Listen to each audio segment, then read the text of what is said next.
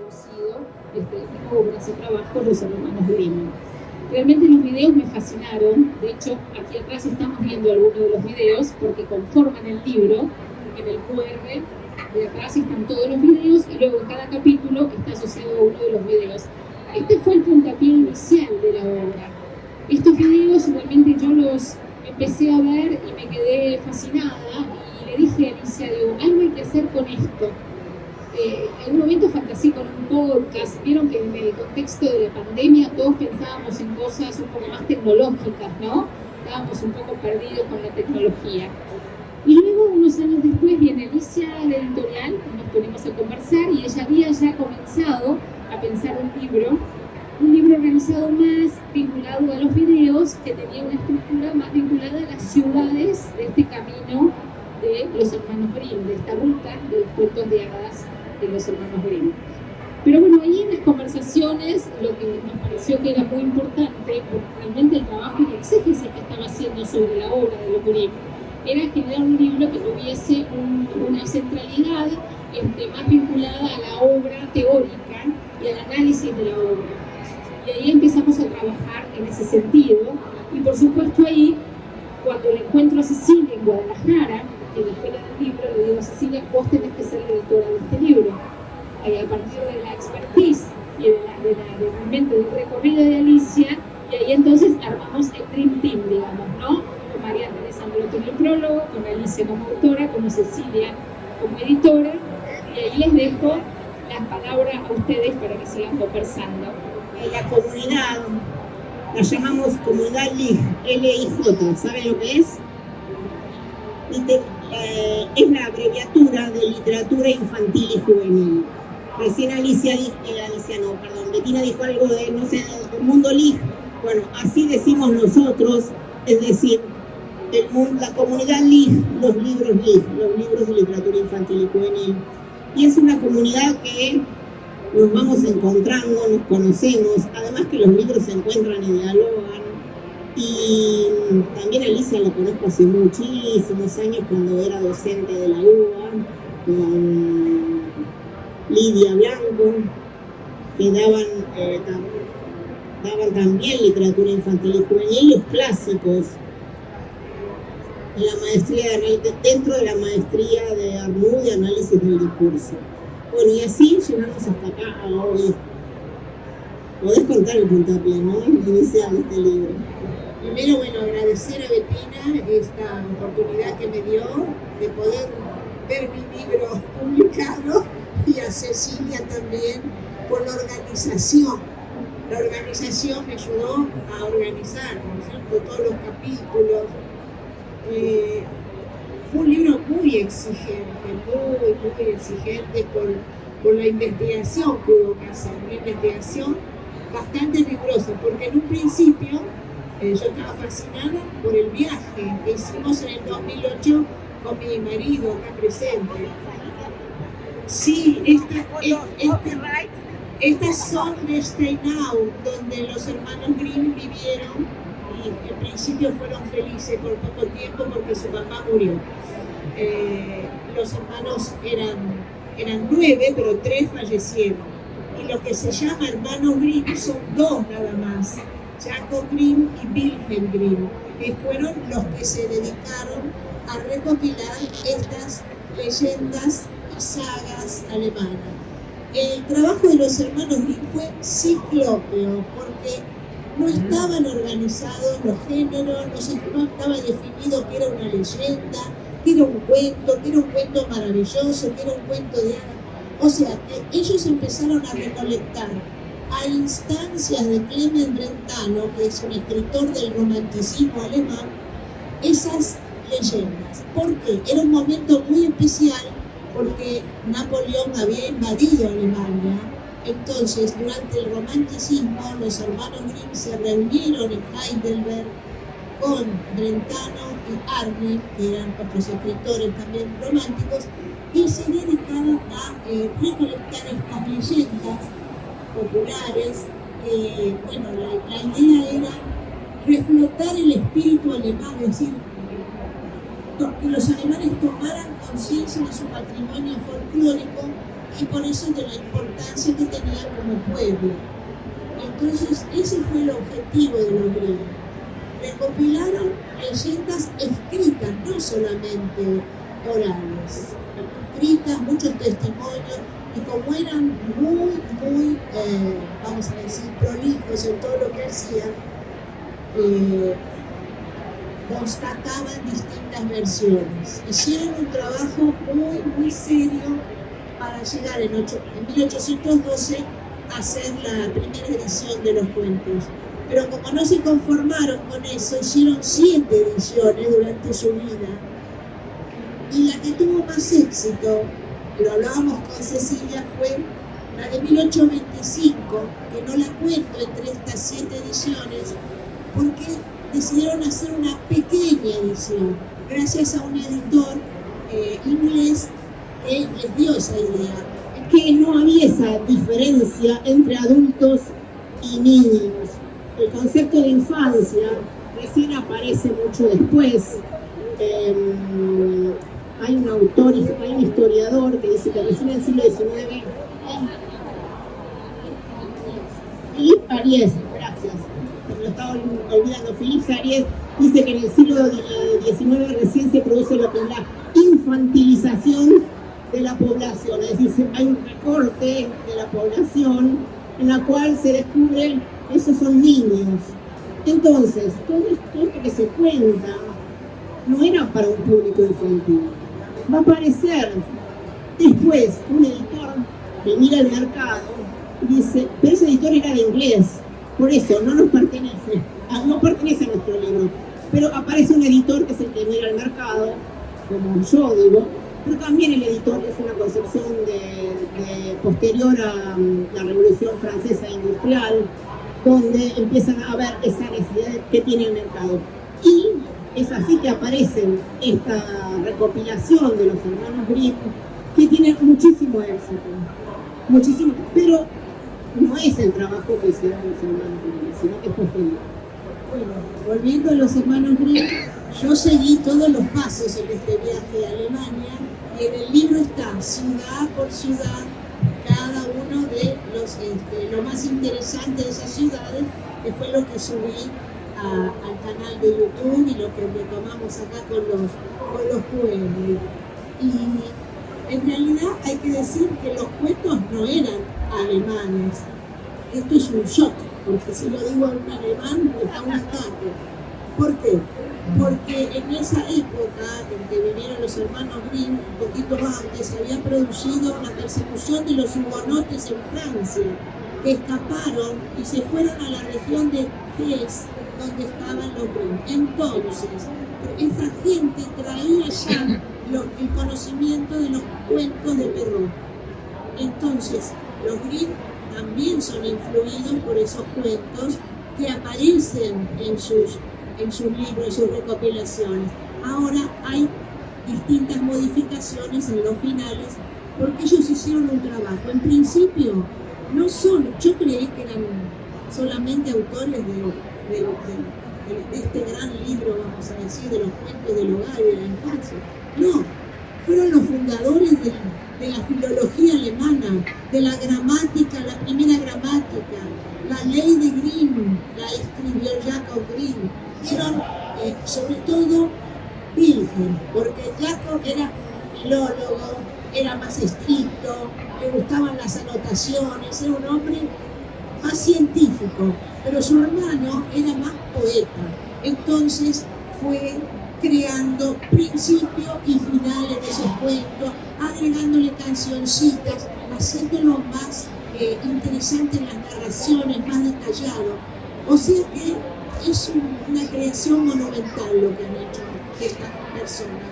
No solo establecer los géneros, sino también darnos este caudal de cuentos que, ya digo, no son solo alemanes. Estaba la influencia francesa y la influencia oriental, porque los Grimm, como eran escaneados, vamos a decir, leyeron todo lo que había en esa época en Alemania. En cada edición iban mejorando, incorporaron las 1001 noches que estaba ya traducida, nación sistemática y científica de la tradición de leyendas europeas y orientales. Y bueno, bien, perfecto. Y entonces ahora tenemos el patrimonio argentino. ¿No? ¿Por qué, Bettina? ¿Por qué? No, yo escribí el libro, yo quería que existiera, porque yo no lo encontré. Como especialista diría lo mismo. Entonces yo dediqué mi esfuerzo a escribir algo para que los profesores tuvieran ese libro, para que tuvieran acceso a toda la riqueza de estos cuentos y la que pudieran valorar desde otro punto de vista, para poder acercarlo al aula. Ese fue el objetivo de toda mi vida. ¿Por qué? Porque yo tuve una abuela, cuyo nombre llevo el segundo nombre, la abuelita Enriqueta, que el papá le dijo, o te casás o podés estudiar magisterio, las dos cosas no. Y yo siempre tengo presente, por un lado, a la abuela Enriqueta y por otro lado a la abuela Sara, que fue que me enseñó las primeras letras y fue la que me contó los cuentos. Entonces para mí es un vínculo de la literatura infantil que me acompaña y me retroalimenta en los momentos malos de la vida que sí los tuve. Honrando al linaje materno, diríamos hoy en día, ¿no? No quería dejar de decirlo. No, importante decir eso. Sí, porque ahora vos sos abuela también. Soy muy consciente de eso. Y esto es que se trata de la tradición oral. Sí, así que hay de madres a hijas, a madres, abuelas y demás. Sí, en el libro también se estudian las distintas perspectivas que han atravesado estos cuentos, porque los psicólogos los tomaron, los pedagogos, los psicólogos, bueno, no sé, los espiritistas, no sé. Hay mi mamá, yo tengo una madre docente y obviamente que yo hace mucho, bueno, ahí conté que trabajé 18 años en la editorial Aike y ella, cuando yo le llevaba los libros que hacía, decía, ay, si hubiera tenido estos libros en mi época. Y una vuelta me dice, ¿cómo, Cecilia, están poniendo Caperucita o la Cenicienta en los textos escolares? En el Eccleston, como maestra inicial, una vez me dijeron de todo porque había hecho una obra de teatro sobre uno de los cuentos de hadas. Es decir, que a veces están valorados y otras veces totalmente desvalorizados y negados según las distintas épocas, ¿no? Sí, hay. No, para referirte a uno de los capítulos ese, ¿por qué dar cuentos de hadas? ¿No? Y podemos ir. No dejamos de lado, no dejó Alicia de lado el mediador, ¿no? En literatura infantil y juvenil hablamos de que en esta comunidad de LIG, esta comunidad LIG, además de los escritores, ilustradores, editores, narradores y demás, están los que llamamos los mediadores. Y resulta que todos somos mediadores, cada uno en su rol. Un padre es un mediador, un abuelo es un mediador, porque seguramente va a la librería y compra el mejor libro para que tenga toda su vida su niño. ¿Sí? Una docente es una mediadora especialista, especializada. Las compras públicas también son mediadores, porque en ese sentido los adultos, es una actividad diferente de la literatura para adultos. Que la literatura para niños tiene un mediador. Hijos, hay duendes, hay todo tipo de seres, vamos a decir, de la naturaleza, elfos, pero no hay hadas. Igual tampoco hay en la época de Madame Dulcinea, ¿sí? Que es la que acuña la frase cuentos de hadas. Bien, Hansel y Gretel, hay una bruja, una hada mala. Pero también, bueno, se empezó Contes de Fées, ¿sí? Como cuentos de hadas empezaron a llamarse. Sin embargo, estos cuentos maravillosos prácticamente no tienen personajes. Las hadas pareciera que no están. Por ahí en otra cultura, ¿no? En la cultura celta o vaya a saber, desconozco, habría que averiguar. Las hadas, dicho sea de paso, eran una manera de las preciosas, las escritoras francesas criticaban la corte del rey Luis XIV y a los, los religiosos católicos. Era una literatura subversiva esa, la del cuento de hadas, donde triunfaban las mujeres, que eran las hadas. Terrible. Sí, esa es otra investigación. Claro que sí. Dios mío. Bueno, sí, hablando del feminismo, les digo que en los análisis de los cuentos, esto que mencionó Cecilia, yo tengo una postura actual, vamos a decir. Y por ejemplo, hablábamos el otro día del caso de Rapunzel. Yo visité Trendelborg, donde está la torre, supuestamente. Bueno, hay una serie de ítems como este que les digo. Ahora, la influencia de Rapunzel en la obra de los hermanos Grimm. Esta leyenda de Rapunzel, la niña que tenía la trenza, que la bruja la encerró a los 12 años y no salió más de allí, fue tomada por los hermanos Grimm. En la primera versión de 1812 era el cuento tradicional oral. Era terrible, era muy cruel la bruja con ella. Pero cuando ellos decidieron reescribir estos cuentos, pasaron los años, imagínense, con las 7 ediciones, y los pedagogos los criticaban, entonces hubo que modificarlo.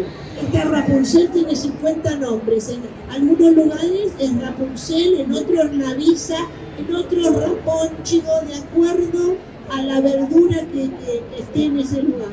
Entonces es multifacética, pero realmente es la historia de una mujer que sufre enclaustramiento por parte de la madrastra, que no es ni la madre, los padres desaparecen, la entregan y desaparecen de la historia, y el príncipe, que como ella cantaba, se enamoró de su voz y observó cómo la bruja subía en la trenza de Rapunzel. Entonces el príncipe hizo lo mismo. ¿Y qué pasó? Rapunzel quedó embarazada. Entonces imagínense, para los pedagogos esto no podía ser. Entonces en la primera versión es más cruel, tuvo mellizos. Ahora en la última versión también tuvo niños gemelos, pero no se sabe cómo, no se explica. Pero la bruja se da cuenta porque la chica le dice: mamá, Gothel, me está quedando muy chica la ropa. Y ahí la bruja la echa ella al desierto, lo echa y lo tira por la torre del novio. Así que es todo un desastre. Finalmente, la última versión termina bien porque se casan. En la primera se dice que el príncipe se encuentra con su esposa, que no era esposa, su concubina, con los hijos, y se acabó la historia. Y que había quedado ciego, y las lágrimas de Rapunzel le vuelven a la vida. Cualquiera que vio Enredados, Enredados de Disney, es la recreación de Rapunzel. Pero no tiene nada que ver esa heroína con esta heroína sumisa, sacrificada por los padres, por la madrastra y por el príncipe. Bueno, ahí podemos pensar un poco, conversábamos el otro día sobre Disney, ¿no? En realidad Disney populariza los cuentos, pero sobre todo porque es una transposición de género, porque pasa de la literatura al cine o al dibujito animado. Buenas tardes, buenas noches. Primero agradecer el espacio, que siempre es bonito discutir literatura, ¿no? Esta mujer fantástica que es Alicia Origi. Mi pregunta es con relación a la resignificación de los cuentos en nuestro siglo XXI. Yo creo que aquí está puesto, se habló sobre cómo el génesis de estos cuentos en nuestros tiempos cargan una serie de cuestiones no políticamente correctas, como feminismos, tópicos xenófobos, en fin. Entonces es un desafío muy grande, además del desafío como educadores, porque yo soy educador también, de cómo capturar a la generación joven al acto de leer, ¿no? Yo vengo de Brasil, me alegra muchísimo estar en este lugar donde hay un montón de gente comprando libros, eso significa que lo van a leer, pero esa sería mi pregunta, que es un gran desafío. ¿Cómo resignificar sin perder la esencia de estos cuentos para la población joven del siglo XXI? Bueno, hubo un gran psicólogo alemán que se llamó Bruno Bettelheim, que curó a los niños autistas con estos relatos. Y el Bettelheim dice, hay que leer la versión original. Por eso es que queremos volver a defenderlo. Cada docente con su grupo que lo conoce sabrá cuál es el cuento que puede ser más adecuado. Pero en estos cuentos existe el bien, existe el mal. Es un concepto que a veces se ha diluido en la posmodernidad y en la posverdad. Yo creo que sigue existiendo el bien y el mal, por eso intento que reflexionemos, ver los cuentos que pueden ser interesantes para conversar con los chicos.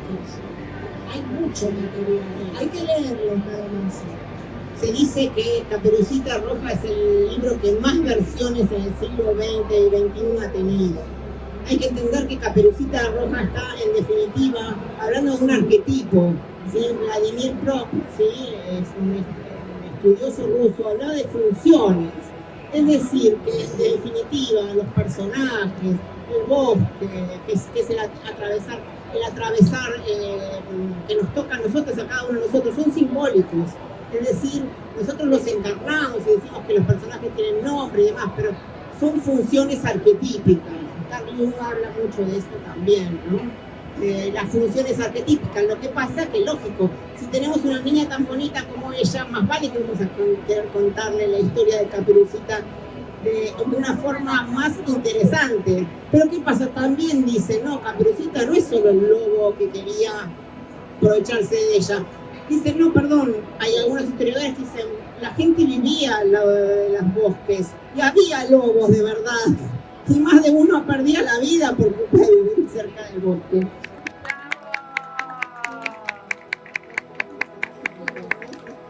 Yo pertenezco a LIJA, la Asociación de Literatura Infantil y Juvenil, que premia a 24 categorías a los mejores libros de la producción del año anterior.